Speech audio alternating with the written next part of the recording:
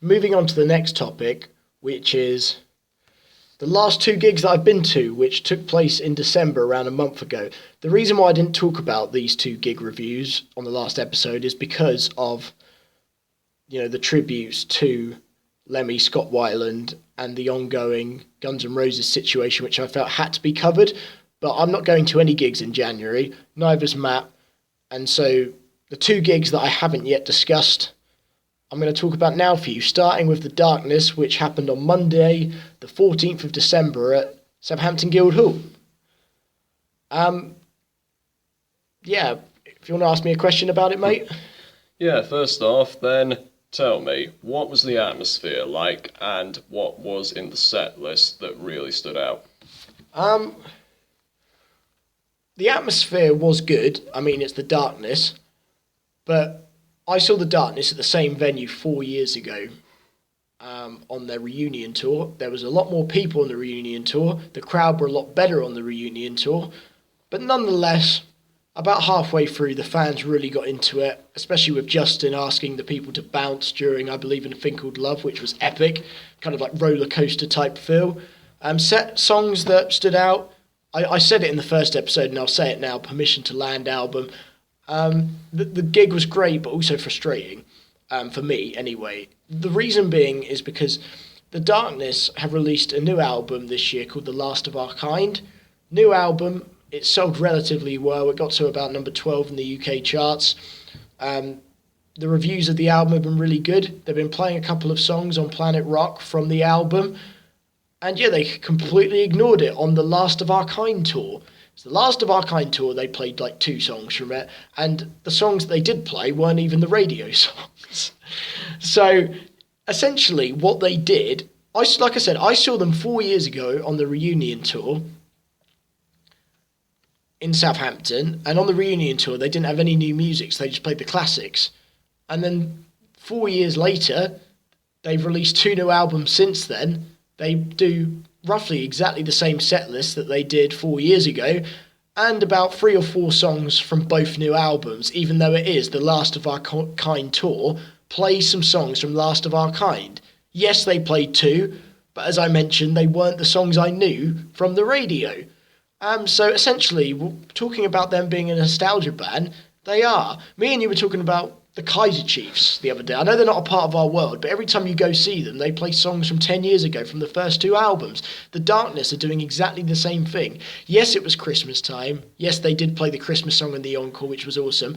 But for me, 4 years ago, the gig's fine. But 4 years have gone by. You've got new music. Let's hear some new music. I've heard Permission to Land in its entirety about 3 or 4 times now.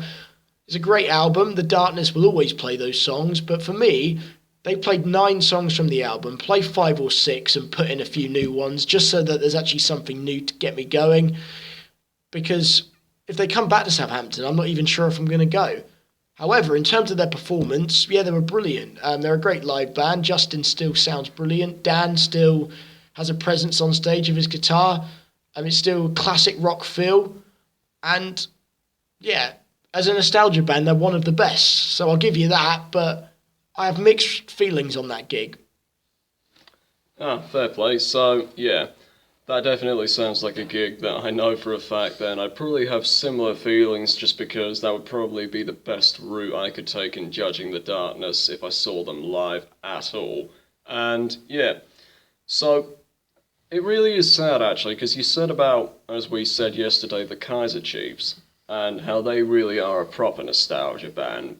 This is actually something that I think could lead into just a very quick thing I want to talk to you about.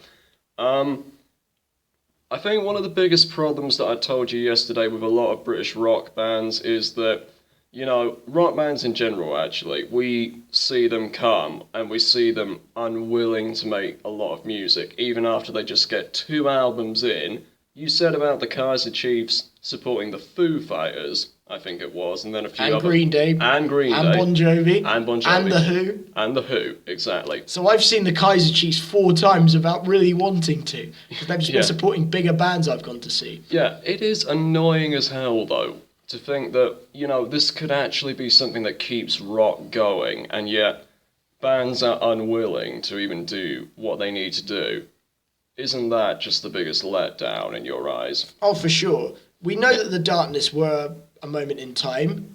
We know that in 2003 they were the biggest rock band in the world. I mean, in the UK, sorry, I should say. Yeah. Biggest rock band in the UK, having several hit songs, winning 4 Brit Awards, and having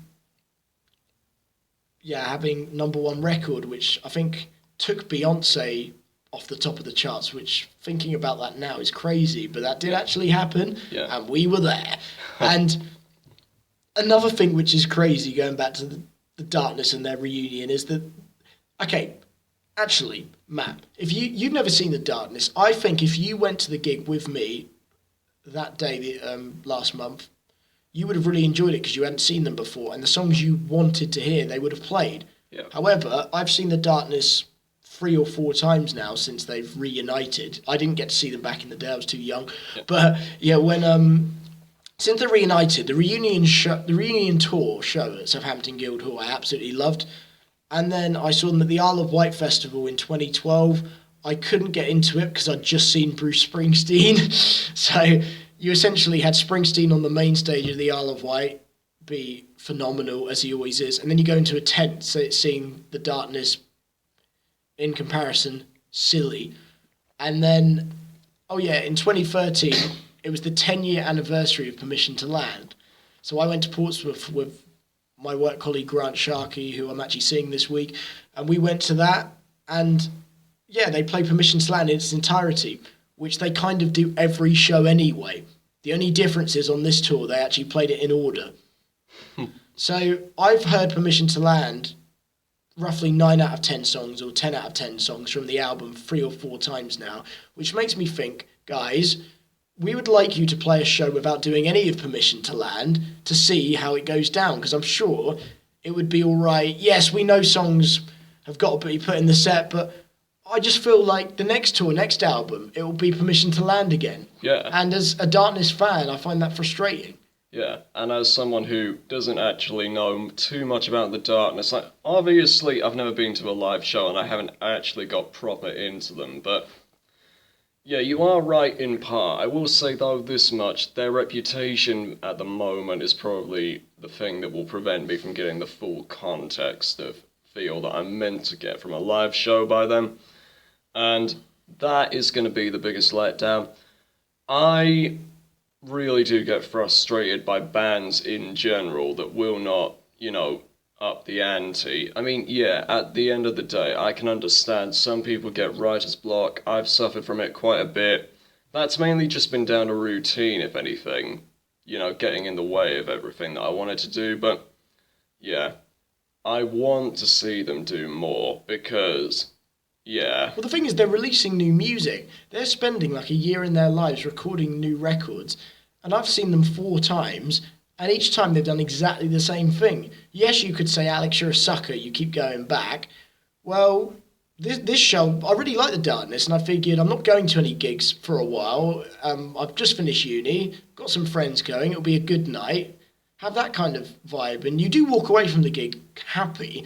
But then, in terms of reviewing it, it was a bit like what I was saying about Black Sabbath the other day. Sabbath are awesome, but every time you go see them, they do the same thing. Meanwhile, you've got new music to promote. Play it. So it's different for me.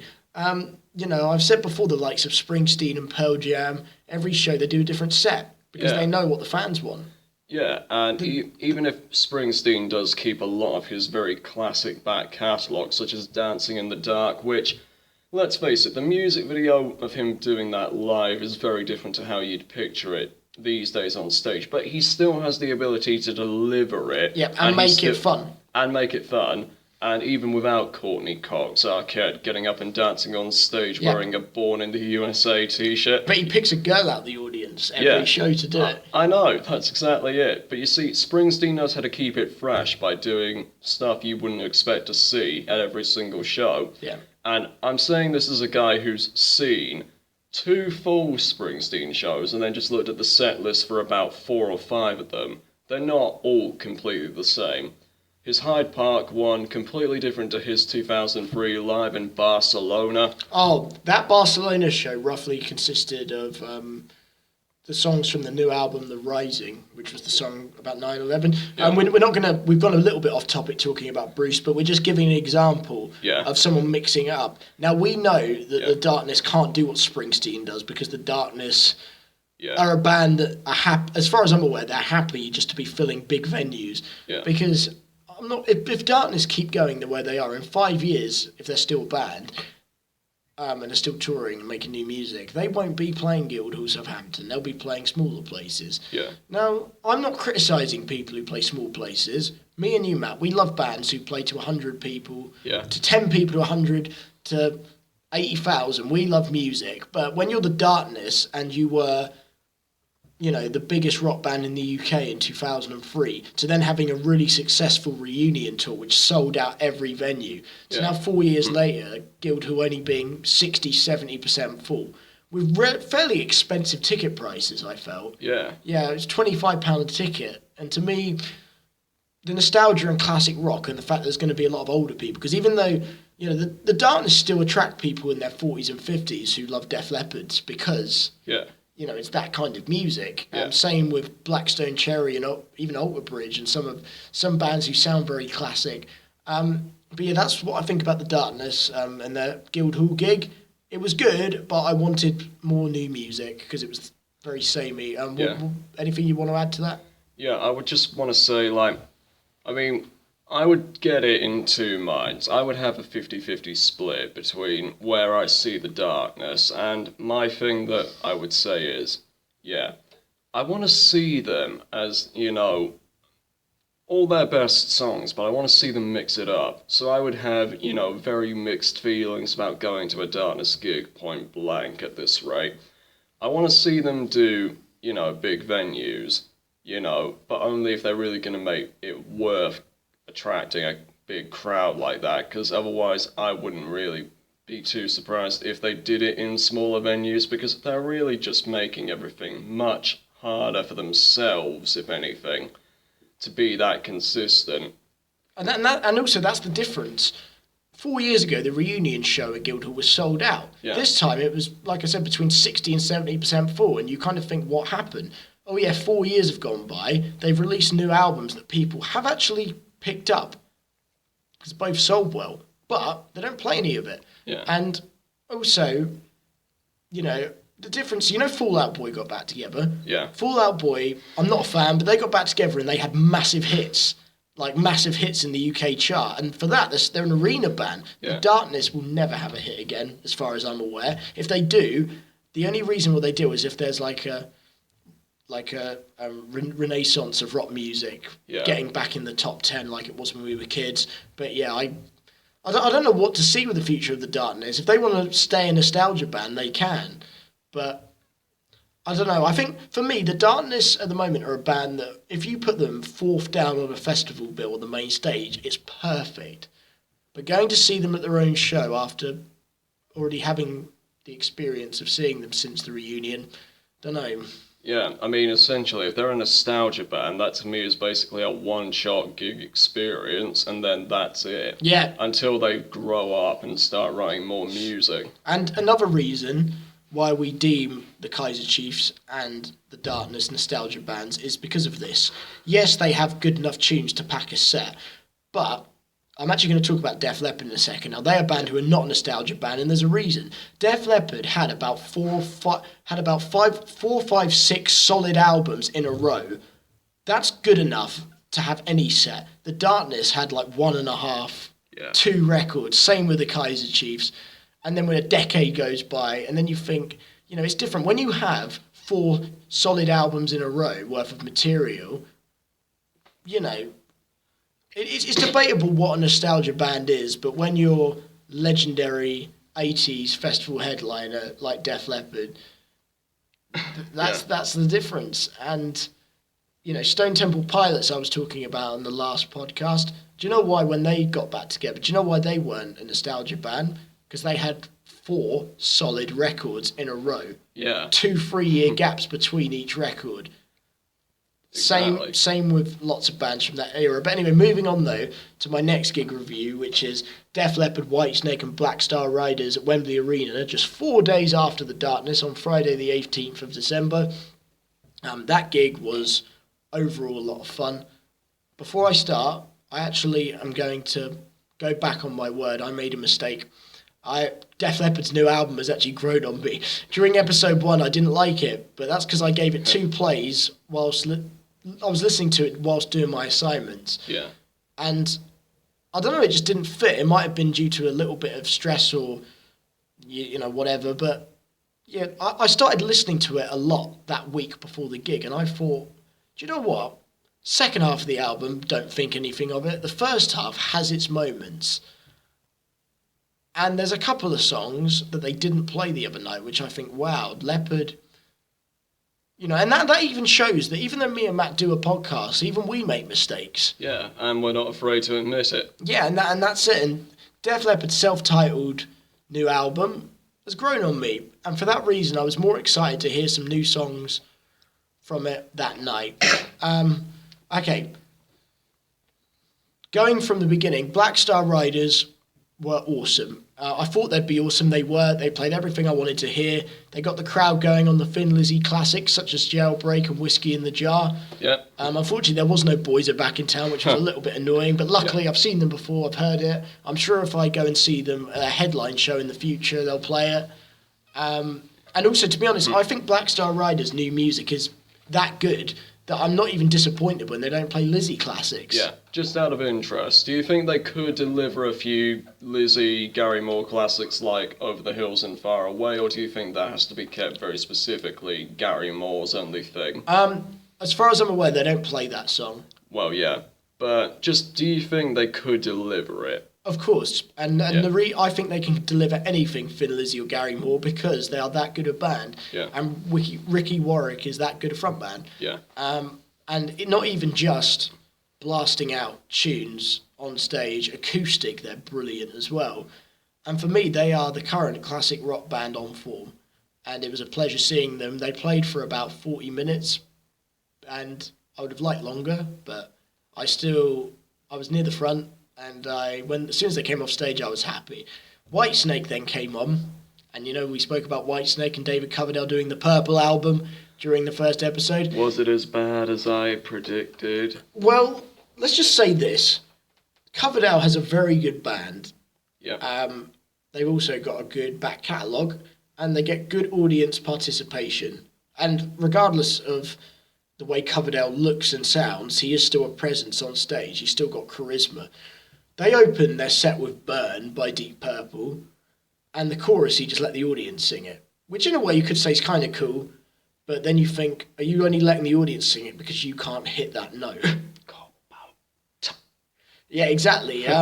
Also, one thing that I noticed, because I do like to stand in an audience and really pay attention, every time Coverdale sang, look at the other guys in the band at the back with their guitars, they're singing as well. Now, bands do that, but I've never seen a full-on frontman sing verses with the guys in the back singing the verses as well. Each member had a microphone. Yeah. Including drummer, 2 guitar players, bass player. I think they had a keyboard player who was also singing. Exactly, I'm not a Whitesnake expert, so I don't know the name of all of their members. I know that Doug Aldridge recently left the band, and I know they've got Red Beach still on guitar, who's also in Winger. But I'll tell you what, Whitesnake was enjoyable for reasons of, here I go again, is this love still the night, fall for your loving. But Coverdale's vocals are so hit and miss. Yeah. The good thing is, when they play Soldier of Fortune by Deep Purple, it actually sounded pretty good, just acoustic guitar and his voice. But in terms of singing Here I Go Again and Still of the Night and, like I said, Deep Purple classics like Burn, and they didn't actually play Stormbringer, which was good, because I reckon it would have sounded horrible. But I think, I don't know, for me, I'm not desperate to see Whitesnake again. Half of their set were Deep Purple songs from the Purple album, from his era. Play Whitesnake songs. You're on a tour with Def Leppard, celebrating the history of the bands. I know they're promoting new music, but the thing is, he's got a really good band, Coverdale, and so you can't say, they were awful, because they weren't. It's just more the fact that he can't hit notes anymore, and he's relying on his backing band to sing the notes. And And it is a sad thing that we have to say this, but as much as, we don't want to, and as much as he is reluctant in equal measure to admit it, it is probably time David Coverdale, not retire completely, but if he's not going to do that, he should at least, give up some of the songs that he knows for a fact that he can't sing anymore.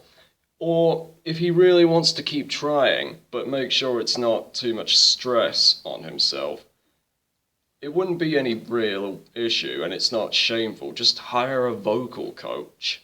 He probably does have one, but for me, ever since Whitesnake got back together, he's never sounded the way he did. Now, this is in stark contrast to the real headliner of the night with Def Leppard. Yeah. Joe Elliott, Phil Collins, Rick Savage, Rick Allen, and Vivian Campbell's harmonies are still as good, still absolutely brilliant. Joe Elliott still sounded excellent. And Def Leppard were phenomenal. They were a 9 out of 10 performance. For me, what stopped it being a 10 was I would have liked longer. Yeah. I would have liked them to have played more songs like Let It Go and Fallin' from, even Rock Till You Drop. I saw Def Leppard 4 years ago at Wembley with Motley Crue and Steel Panther. What a great lineup that was. Steel Panther, now a band big enough to headline Wembley on their own. Will Black Star Riders do that one day? I'm not sure. Unlikely, but we can always keep believing, and we hope that one day they will, because that would be awesome.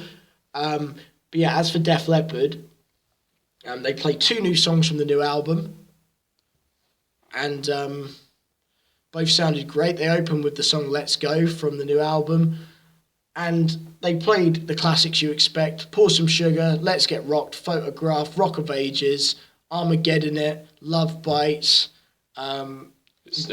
Hysteria they played, yes. They also played When Love and Hate Collide, yeah. 2 Steps Behind. Yeah, that's the one that I definitely would have wanted to see, actually. Yeah, it was just Joe Elliott with his guitar. Yeah. Yeah, and it was excellent. I would have, last time I saw Def Leppard, they did like a 4 or 5 song acoustic medley, which they didn't do this time. I was disappointed not to hear Bringing On the Heartache, because that's a classic. Yeah. They normally play it. Obviously, we can understand it's co-headline. On co-headlines, you have an hour and a half each. And if Def Leppard had 2 hours, of course they would have played it. If Def Leppard headline Download next year, of course they'll play it. But this is a set where, they played 2 songs from the new album, but there's a song called We Belong from the new album that I would have loved to have heard. Also a song called Man Enough from the new album I would have liked to have heard. And it was a really good night. You had 2 out of 3 bands kill it. You had 1 band that you were happy enough to see, because I do like Whitesnake. Whitesnake's 70s and 80s music is brilliant. Same here. I like it too. And I'm sure that if Whitesnake got booked for Download next year, you'd still be interested to see it. Yeah, I'd still be interested to see it, but basically I really, really would want to make sure that I would get my money's worth from any gig I go to, just like when we went to see, Judas Priest, like the night before my birthday. Yeah, and you definitely got your money's worth that night. Yeah. And yeah, luckily with this, we had Def Leppard and Black Star Riders either side who both killed it completely. Yeah. But yeah, really good night, and that was the last gig I went to. And my next gig that I'm going to is Slipknot in the middle of February, and then me and Matt are planning on going to Sabaton and Hailstorm at Guildhall, Southampton. We'll do a review of that in the future. We've also just booked tickets to go and see ZZ Top in June in Birmingham in a venue that holds 3,000 people, which is going to be awesome. So in due time, we'll definitely talk more about that show. But for the moment, moving on to our next topic. Actually, just before we go, anything you want to say about Def Leppard? I'm just saying, sorry I couldn't go with you. That's all right. Yeah. I've had tickets since March and I didn't know you there. Yeah, it's all right. That's it. But yeah, it was immediate sellout. Great night. Hopefully Def Leppard will be back next year so that you can experience it. And still, Joe Elliott is a Yorkshire lad who can basically be as badass sounding as anyone you imagine with a rock set of pipes. That's it. Okay, moving on. This is a subject that we've been wanting to talk about since week 1. They're a band that are currently not scheduled to tour the UK, but there's a good chance they'll be headlining Glastonbury on the Friday night due to the fact that Dave Grohl broke his leg last year and had to cancel, and that is Foo Fighters. Yeah. Arguably the biggest rock band on the planet, and have been since about 2008. and we just want to give our thoughts on that band. I saw them at Milton Keynes Bowl in the summer.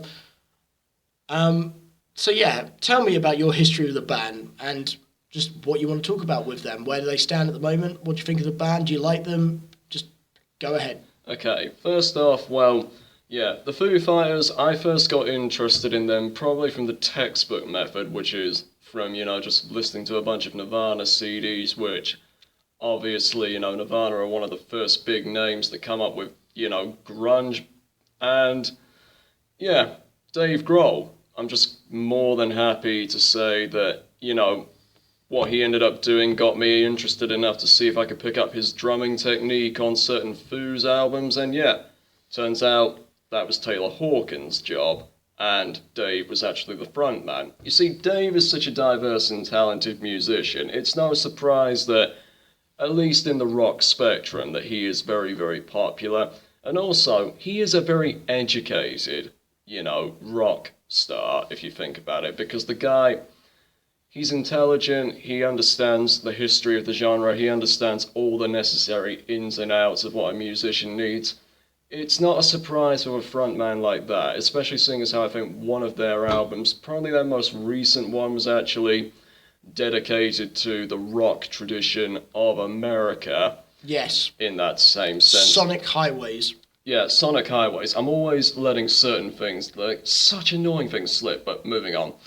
Yeah, that was dedicated to America's rock tradition, and only a guy like Dave Grohl, in my honest opinion, would do that. In the rock fandom, he has the reputation he deserves, but the thing is, we're a little bit surprised. Not, saying he isn't worthy of it, but given his image as being the educated, obviously a true rock star, nice guy, he's also the nicest guy in rock, so he's got appeal oozing out of every blood cell of his. But even people that don't like rock seem to like him. He is essentially, what Johnny Cash was for country, James Brown was for soul, for his own respective genre. But good example with Johnny Cash. Yeah. Because I know a lot of people who don't listen to country who love Johnny Cash, and it's like, hang on a minute. Why don't you listen to Willie Nelson, Chris Christopherson, Dolly Parton? It's the same thing, because Johnny Cash is actually, as Lars Ulrich put it, at Black Sabbath's, Rock and Roll Hall of Fame induction, he is synonymous with country the way Bob Dylan is with folk. And it's just like, how can you...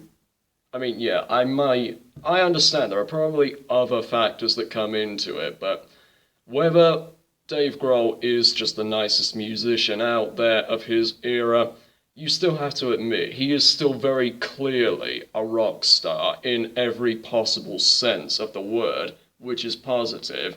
And Johnny Cash, again, same sort of stuff in the sense of being a country singer. Bob Dylan is still very much a folk singer, regardless whether electric or traditional acoustic. He may well be the greatest songwriter in history, but well, it's just clear. If they are synonymous, then why aren't people finding a great love for the genres they represent as a whole? Oh, that's it. This is what I think of the Foo Fighters. Yeah. Foo Fighters' debut album came out in 1995, which was a demo tape made just by Dave Grohl, where he played every instrument, wrote every song, and recorded it as a demo, almost like it sounded like it came out of a closet, in the same way that Springsteen's Nebraska from 1982, kind of like that, really. And also at the time, Dave didn't actually have a band until he recruited two guys from a band called Sunny Real Estate. I've seen the documentary, which is a documentary, Matt, if you haven't seen. It's called Back and Forth. It's the Foo Fighters documentary history DVD, which has interviews and footage and songs from the band. And I'll tell you what, it's really inspiring. And I am a Foo Fighters fan. I'm a fan of Dave Grohl. They've made brilliant music. Now, they're a band that I've also seen twice. Yeah. Now, regardless of how good they are, and I'm a Download Festival veteran, everyone at Download wants Foos to headline, and other festivals always book them, which is frustrating. But these are my two problems with the band. Actually, I've got three. I can say more positives than negatives, but because of how popular the Foo Fighters are, and like you said, how everyone loves Dave Grohl, I'm going to go on to the three things that No band is perfect, but people seem to think the Foos are. So Yeah. these are the three things. The first thing is Sonic Highways. Great ambition. What do we do with our next record? Go to 8 different cities and write 8 different songs that are all different. Great idea. Was the album good? No. The album was in many ways considered a flop. Did the tour sell well? Yes. Did the album sell well? Yes. Was the album well received? No. There was, okay, in terms of magazines, I think there was some good reviews, but everyone who I've spoken to who has owned the album or listened doesn't like it. And it's the first real Foo Fighters album where on the tour the fans don't want to hear any of it. They only want to hear stuff from Wasting Light back to the beginning. So the new album, I went to the tour, it was good, but yeah, new songs didn't fit amongst the classics, in my opinion. Good idea for the album, but for me, the songs weren't strong enough. The second thing is that, for me, the Foo Fighters were a better band in the 90s. Those first 3 records, Foo Fighters, The Colour and the Shape, and There's Nothing Left to Lose, are all fantastic. They've got everything. They've got the alternative sound, they've got the rough garage edge to be heavy enough to appeal to headbangers and alternative people. And both are like short and sweet and can appeal to a vast, different generations of rock fans for me. And both, like I said, sound like they've come out of a garage, which is great. Yeah. Now for me, this is where the problem happened. The next album, One by One, which is best known as the album which has All My Life and Times Like These. That was the album that when they really went up a notch in terms of popularity. And those songs were, they had hits before, but these next 3 albums were dominated mostly by 1 or 2 huge songs, and the rest of the album get ignored. So, for instance, One by One had All My Life and Times Like These. The next album, In Your Honour, the double album, is best known as the album which has Best of You on. And then the next album, which is, what was it called? Echo, Silence, Patience and Grace, is best known as being the album which has The Pretender on. So 3 albums. Are the rest of the songs played live? No. So really, just by the sake of a huge hit from 3 albums in a row is what got them to stadiums and what got them into the ears of people who don't even like rock music. Back in 2005, you could have Usher or Kanye West, and then you'd have Best of You Foo Fighters, which I know it is in a way is good. It's good to have some rock bands have that. Yeah. But for me, it seems like people are like, I want to go to Reading or Isle of Wight Festival just to see Foo Fighters. And I'm like, I talk to other customers, and I'm like, what other rock bands are playing? Or I don't know, I just want to see Foos.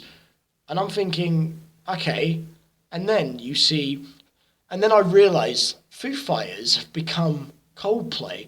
They've become essentially like, Kings of Leon. Yeah. I know Kings of Leon didn't always used to be like that, but they fit into this world like Radiohead as well. Like a lot of bands, I'm not saying these bands suck, I'm not saying that, but what I'm saying is that Foo Fighters in the 90s were our band. They were our headbangers band. They were a band that came from grunge and alternative music. Yeah. And now they've become stadium big. And now even like people, I'm sure, we mentioned the teeny boppers during week 1. Yeah. I bet you they all like Foo Fighters, but they won't like Iron Maiden or Metallica or Pearl Jam or Avenged Sevenfold. They won't like any bands like them. By extension, and this is probably from a different sort of appeal, but that's probably more Kurt Cobain's sex appeal more than it is anything else. Like they do at least know Nirvana, and they do admit to liking some of the textbook classics. But I mean, what was it?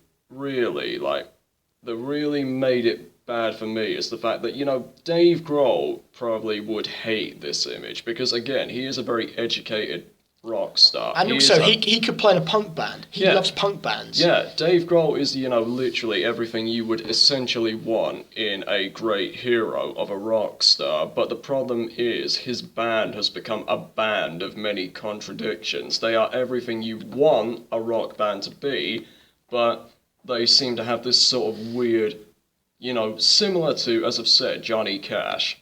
Johnny Cash is synonymous with the name country and western. He really does, in the very essence of everything, bring it out the way it's meant to. You've got your textbook country songs, like Ghost Riders in the Sky.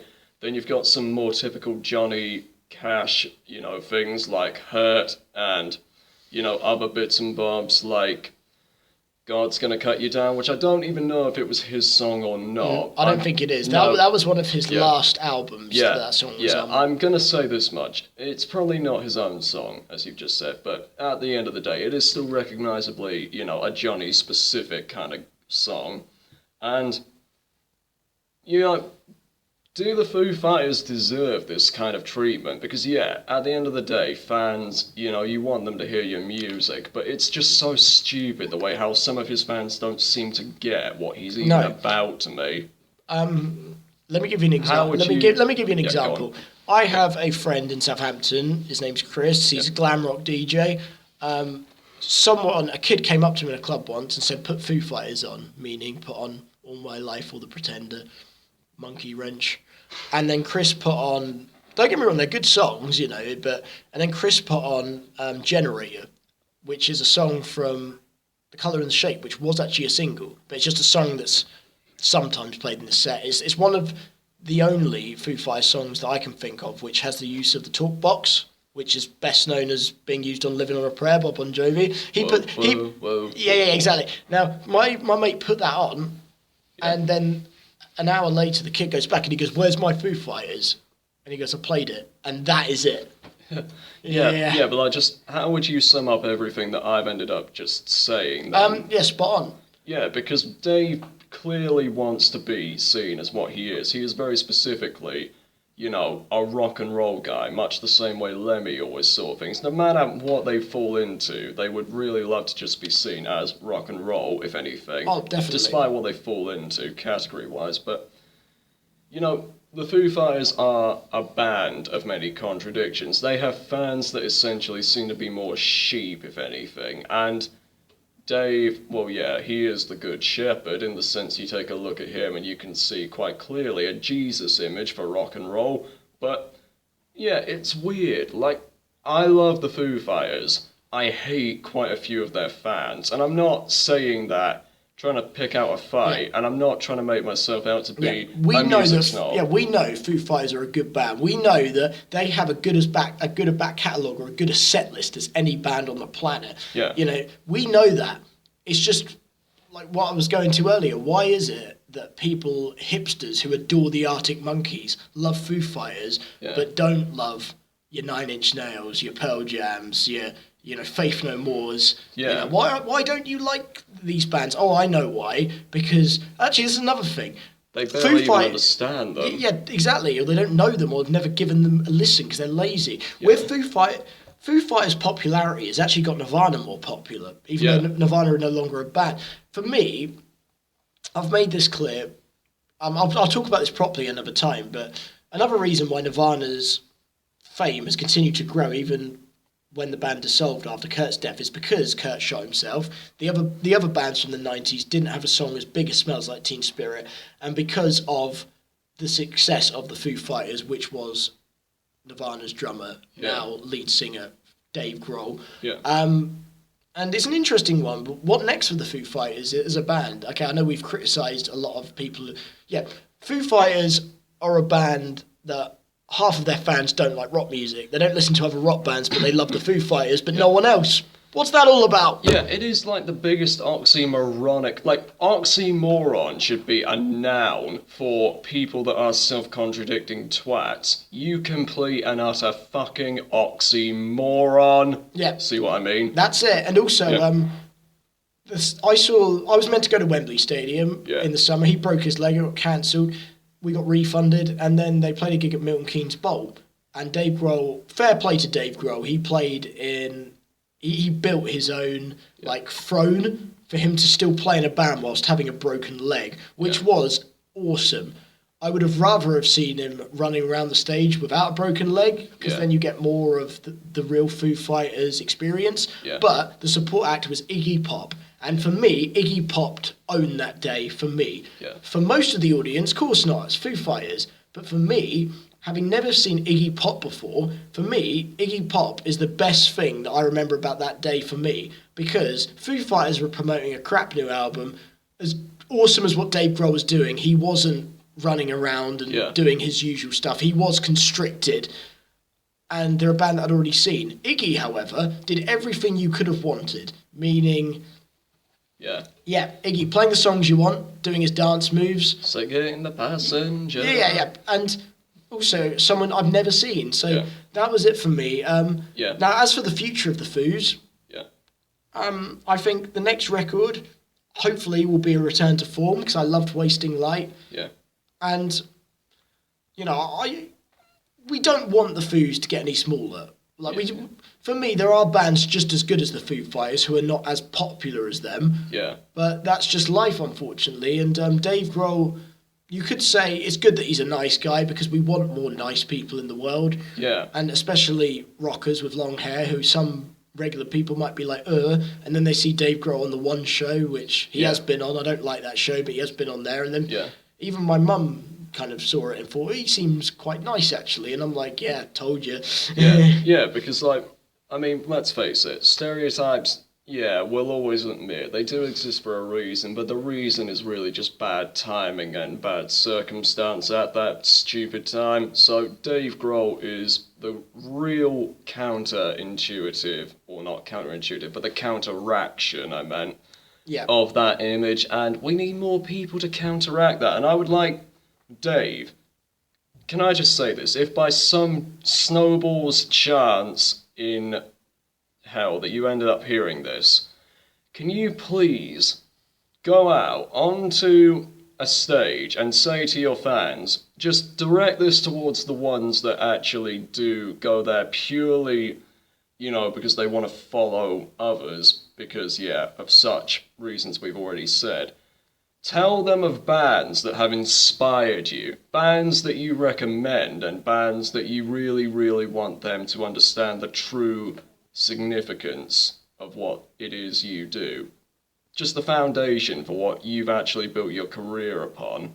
Because we want more people, as much as you do, we already know, to understand what rock is all about. That's it. And moving on to our next topic, it is... It's Kiss, who, for me, when I was in my early teenage years, for me, were like the Beatles. At the time, Kiss weren't recording new music, and they weren't playing a UK show, but through the show Gene Simmons Rock School, I discovered Kiss, and like many young teens from any decade, you really get into Kiss because of the fascination of the makeup, of the brilliant back catalogue. Kiss were a very versatile band. They could make a glam rock album, they can make a heavy metal album, they even made a grunge album, they can make a disco album. Yeah. I'm not saying all these albums are necessarily that good, but Paul Stanley as a frontman had the talent to be a pop star and a rock star, and even so, and for me, what let me down massively to the point where I'm not really interested in Kiss that much at the moment. Of course, in general, I love Kiss, but they played at Download in the summer. I was really excited, and they weren't very good. I'll go into details very shortly, but Matt, what do you think of Kiss? I will say this much, like, I understand both ways, like how Kiss have their loyal followers that will definitely stick up for them, and also the people that will criticise them for, in all honesty, the right reasons, because it's hard not to get that impression at times. But, for instance, Paul Stanley has actually talked about the idea that when he and Gene finally decide to, you know, just give it a rest with the music, he's planning on getting other guys in to replace them as singers, thinking that it's really just kind of the way how George Lucas did with his production company. He gave everything, you know, like the image and the name to Disney to take full ownership of. And, well, yeah, I understand, but rock, while it is a brand, it's not a business, and you can't help but get that impression. He really is just treating it, you know, as if he can get rid of all the copyrights to, you know, just make money when he's finally had enough and decided to settle down. It's not the same thing, and for music in particular, it's definitely something, you know, that you wouldn't want to see an artist do, because, like, we all know what George Lucas had the reputation for doing. He re-released everything, you know, and he ended up having enough stick as it was, and then I think he just ended up ending it when he finally decided, you know what, I'm just going to sell everything on and have a rest for a while. That's it. I think Kiss should go on a break. I've seen Kiss 3 times. The first time I saw Kiss was in 2010 at Wembley Arena, promoting a good new album called Sonic Boom, and it was still to this day one of the best gigs I've ever been to. They played the things I wanted, they had the stage show you wanted, and it was like classic Kiss, happy fan. And I understand, Matt, what you're talking about the politics behind Kiss and the whole brand and merchandise and making money. I understand that. I don't feel the same. I do now, but I didn't originally have the same frustrations because Kiss have been merchandising and making a lot of money off people since the 1970s, when Kiss have done many good things since then. For me, what bothered me is the fact that, Paul Stanley, one of the great rock singers, great range, can't sing anymore. And when you're hearing classic songs live, it's painful. It's painful listening to Paul Stanley trying to sing Love Gun, really stretching that chord, and it's painful. Yeah. And to me, the first time I saw Kiss, Paul Stanley didn't have that problem. His voice was fine. Paul Stanley seemed like one of those singers whose voices would never disappear, as hard as those songs are to sing. God Gave Rock and Roll to You, another example, in Crazy, Crazy Nights, you know. And then in 2012 was, for me, the year that his voice cracked. Yeah. And I've been telling people for years, friends, that Kiss are one of the best live bands on the planet, have been for 40 years, and the Kiss experience live is absolutely phenomenal. It's part circus, part stadium rock, and you've got 4 guys on stage who have chemistry. And I can understand why you compare it to Star Wars, because it's like a fans collectors thing. Kiss are, in many ways, the comic book heroes, the Star Wars characters from hard rock and heavy metal. And they're a hugely important band. The amount of bands that have been inspired by Kiss is endless. And they were, you could arguably say, the biggest American rock band in the 70s, arguably. You could also say Aerosmith, you could say the Eagles, you could say Springsteen was more popular in the 80s, but regardless, in the US at the time, and Kiss, to a bunch of kids, were like the 70s Beatles or the 70s Queen to American. Now, what bothered me, right, isn't just the fact that, I'm not going to say Paul Stanley can't sing, retire, I'm not going to say that, but the thing that frustrated me is the fact that I always really liked Paul Stanley. I thought he was a really credible, respected guy, and I liked the things he said. But for some reason, over the past couple of years, he's said some really weird things. And him and Gene refused to go on That Metal Show, which is a great show that everyone goes on but them. And Eddie Trunk's a huge Kiss fan. And the reason why they won't go on it is because I'm a huge Eddie Trunk fan, and it doesn't mean that I agree with everything he says, but when I was younger, I first got into Kiss. There are 2 guys who are dressed up as Ace Frehley and Peter Criss, and they are Tommy Thayer and Eric Singer. I like Tommy and Eric. They're great live, they're good songwriters, and they're great musicians in their own right. And they have good chemistry with Gene and Paul. And so the first time I saw Kiss, it didn't bother me that they were wearing makeup of legends, because I was younger then, and they were good at what they did, and they released some good new songs for Sonic Boom. Years later, I've realised, hang on a minute, Tommy and Eric should still be in Kiss, but they should wear their own makeup. For the reasons of, in the 70s, when Ace and Peter both left or got fired, new members, Vinnie Vincent and Eric Carr, came into Kiss wearing new makeup, Fox makeup and Egyptian-style makeup. And then Kiss got rid of the makeup completely for 13 years, and they reunited in 1996. As I mentioned when I was talking about STP being the opener last week, 1996 reunion tour in makeup, the original Kiss. Ace, Gene, Paul and Peter. Now, Kiss have gone against their morals because, okay, they did a farewell tour, which it wasn't farewell, but it turned out to be the farewell of the original lineup. That you can get away with. They didn't say that at the time, but then in the history of Kiss, you can look back and say, farewell tour, okay, but farewell of the original band. They get 2 new members. And because they're now back in makeup and they're such a brand, they then give the makeup to great... Eric Singer was in Kiss when they didn't have makeup, but they've given him Peter Criss's makeup. And I feel sorry for Tommy and Eric that the fact that Gene and Paul, in my opinion, almost bully them into saying, you will wear this makeup, even though you'll never get full credibility in your music career.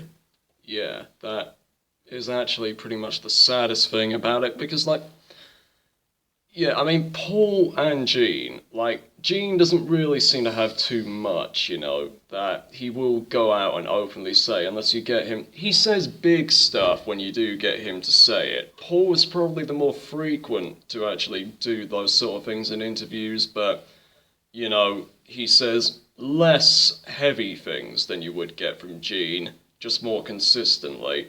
And, like, when you show me that interview that he ended up doing down in New Zealand and how he was planning on doing all that stuff to actually do it, it really just seems to me like, I mean, Gene and Paul both talk big about their music and what rock actually means and what Kiss means to everything, but you almost get the impression they're more on about what they contribute to music that actually matters than music as a whole. Well, my response to that is the very obvious thing. The whole is always greater than the sum of its parts. No matter how big the Beatles were, no matter how big the Rolling Stones are, even after 50 years, even Queen with Freddie Mercury, Led Zeppelin, Bruce Springsteen, Motorhead, Bob Seger, Black Sabbath, any rock star, insert here, Eric Clapton, Cream, the Yardbirds, you name it. These are still, just individual pieces of a spectrum that is universal. Rock is the most popular genre in all of popular music as a variation. And Kiss, I mean, how many albums have they sold? It's like 100 million. Yeah, 100 million.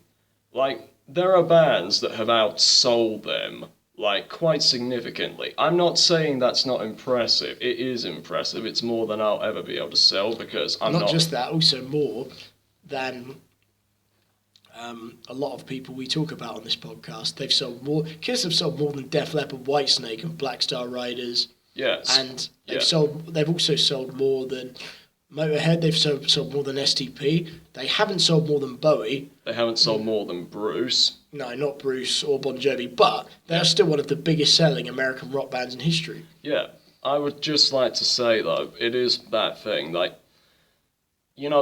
I love it when bands really do make themselves out to be, in terms of ticket sales, album sales, or just artistry, better than all of these other bands that have outsold them and outdone them on a creative spectrum. It is ridiculous, and I mean, I don't have an issue admitting that a bunch of artists that I would like, such as Paul and Gene, and the rest of, well, actually not the rest of Kiss, because they're not the issue here, but those two, as well as a few others, they really have been completely arrogant to make themselves out to be bigger than we all know they really are. And it is just ridiculous. Yeah, Kiss are a bigger band of the original lineup. What bothered me, and the reason why I mentioned Download, is because Kiss headlining a UK festival, something I've never seen, something, probably the biggest thing they'll ever do in this country. Them headlining a festival in front of 100,000 people alongside Muse. We all know how big they are. And playing above Motley Crue and Slash. And, and to me, I was saying to my friends, Kiss are one of the best live band you've never seen. And the fact that Paul Stanley couldn't sing does have a big impact. And the other thing which bothered me, I was looking on stage at the time and I was thinking, okay, so you've got a lead singer who can't sing his own songs, and you've got two guys who are wearing makeup of other people. And Gene was the only one doing it right for me, but then they even messed up Gene's flying.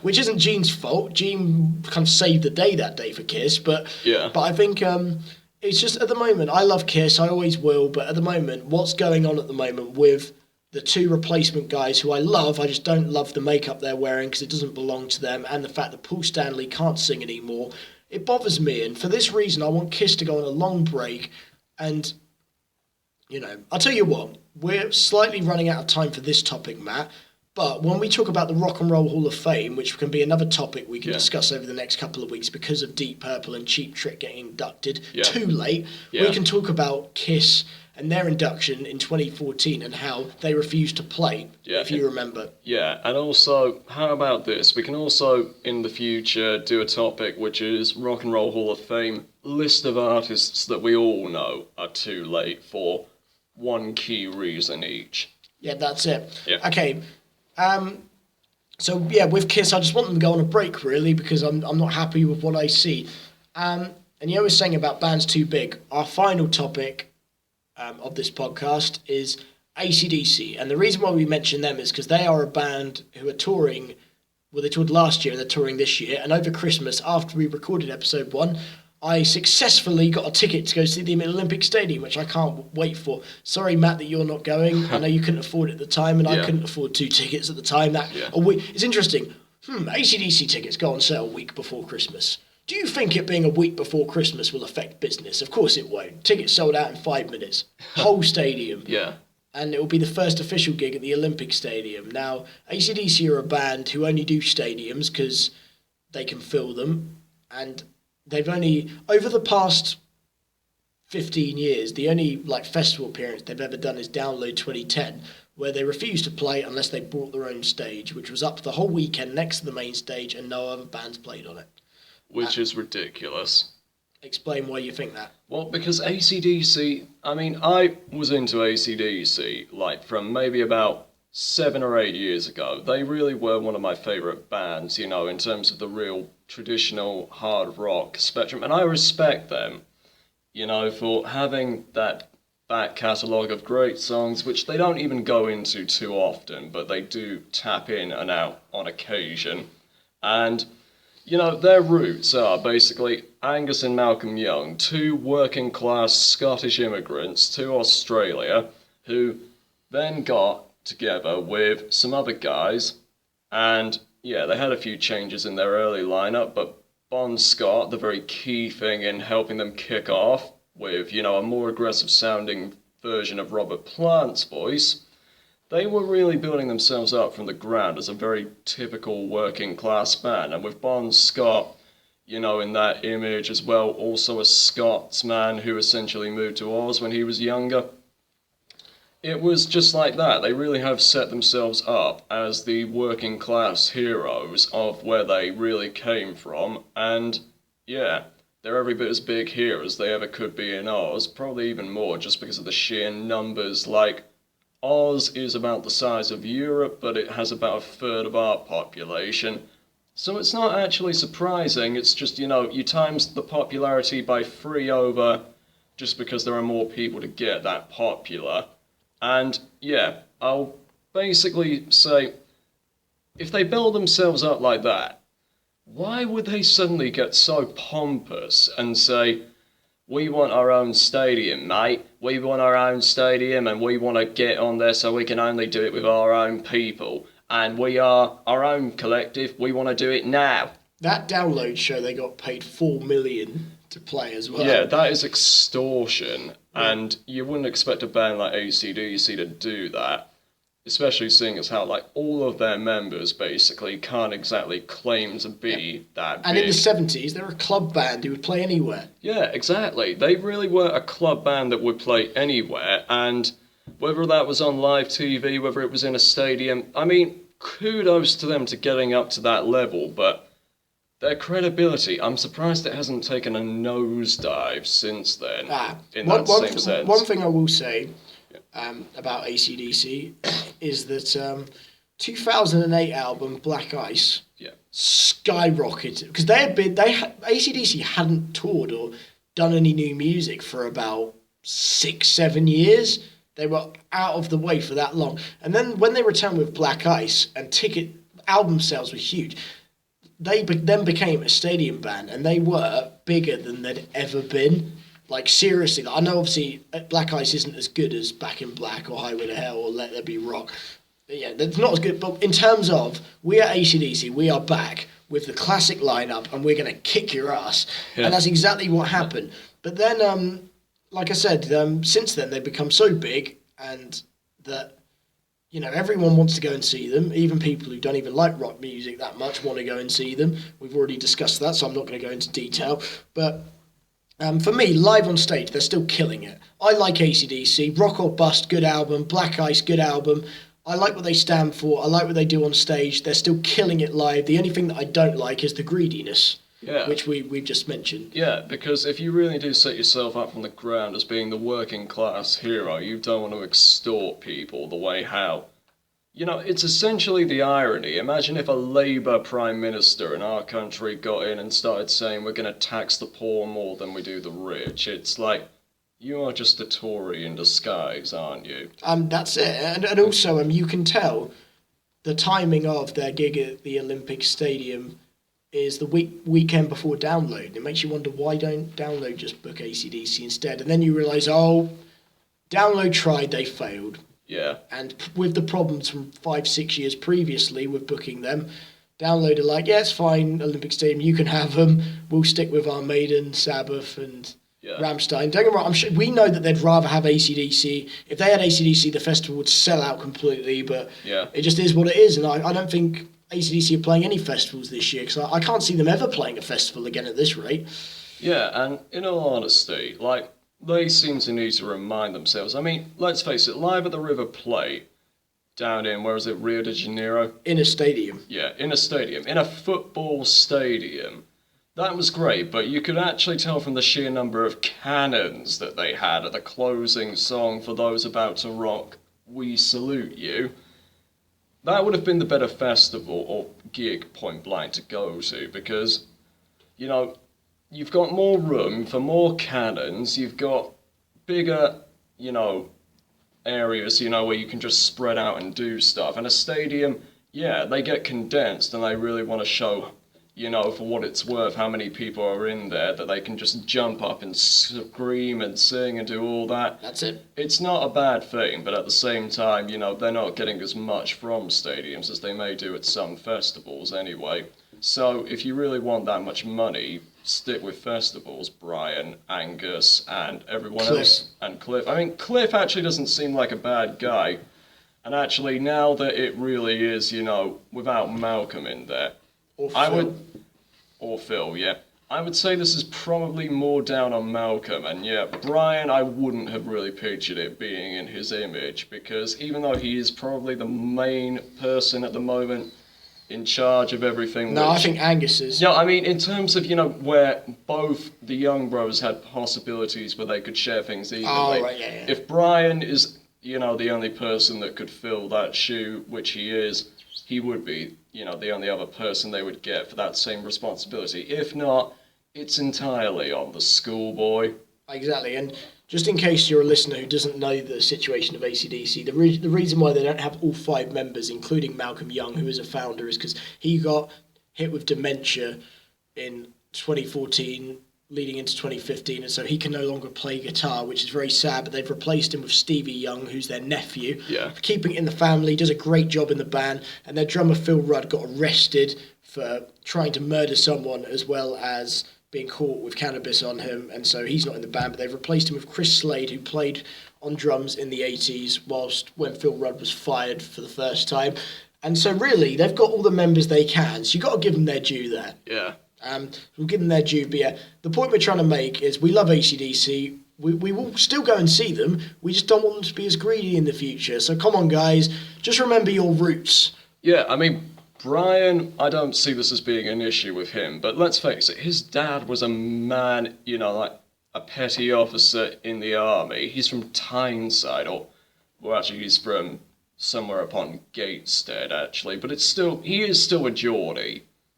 And yeah, he is a very traditional Geordie. He looks like a working class miner, and that's his appeal. He's a great guy with a great voice, plays pool, which is actually a high point. And he loves cooking. Yeah. And he loves driving cars. And musical theatre. And I went to the Rock Bus Tour last year at Wembley Stadium, and it was absolutely phenomenal. And every hit, with the whole set was hits, it was like a goal being scored. It was a real celebration, and when Dirty Deeds come done dirt cheap, when that came on, I was like, I was in heaven. Yeah, that is pretty much my favourite AC/DC song.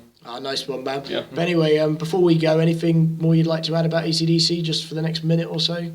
Yeah, for the next minute, I just want to finally get my chance to say, AC/DC, great band, great inspiration. We've already said this, but let's be realistic. Would any of you really want to see them just continue to make it virtually impossible for you to get there? Because if they only do stadium tours, that sell out in 5 minutes. yeah, they're getting, less and less people the opportunity to go and see them, and they're essentially, getting less out of their own stuff. So actually, as far as the brains in the business is concerned, this is probably, the worst decision that they've actually made in their careers, because if they want more money, then, well, yeah, that's understandable, but you've got to do more stuff for yourself. You've got to try and just make it more accessible for your fans, because, and also, you guys, I know you make a great stadium rock band, but let's face it, you really are better suited for areas where you can get bigger crowds. You are the type of band that you don't want it all condensed if you can avoid it. Yeah, the atmosphere is still great, but you still want to get more people the opportunity to scream AC, DC, AC, DC, AC, DC, like that. Exactly. But anyway, so leading on to our next episode, which will be next week.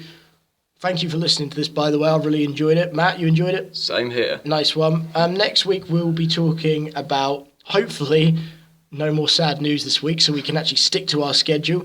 We're going to be talking about Download Festival and how Black Sabbath should include Bill Ward in their final farewell tour. We're also going to be talking about Birmingham and a few cities, regardless of rock history.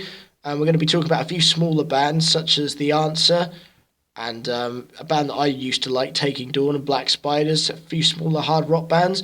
We're going to be talking about festival lineup so far, including Reading and Bloodstock, and that includes talking about Twisted Sister, who are a band who are doing their farewell tour next year, and their only UK show is at Bloodstock. And also, actually, we might as well mention this. There's a gig going on in my flat. I'm not going to talk about it now because I don't have time, but we'll talk about that next week. Yeah. There's a gig going on in University Hall's kitchen. How cool is that? I'm not going to unveil anything until next week, but I'll mention that because that shows you. We will talk about gigs in a football stadium to a University Hall's kitchen. Right, okay, that's it from me. Matt, anything you want to quickly say? I'll just say that I've enjoyed being here, and it's nice to know we've actually got a working schedule. Anyway, in my full-on way of saying it, Mattanza, out. Mr. DuPont, out.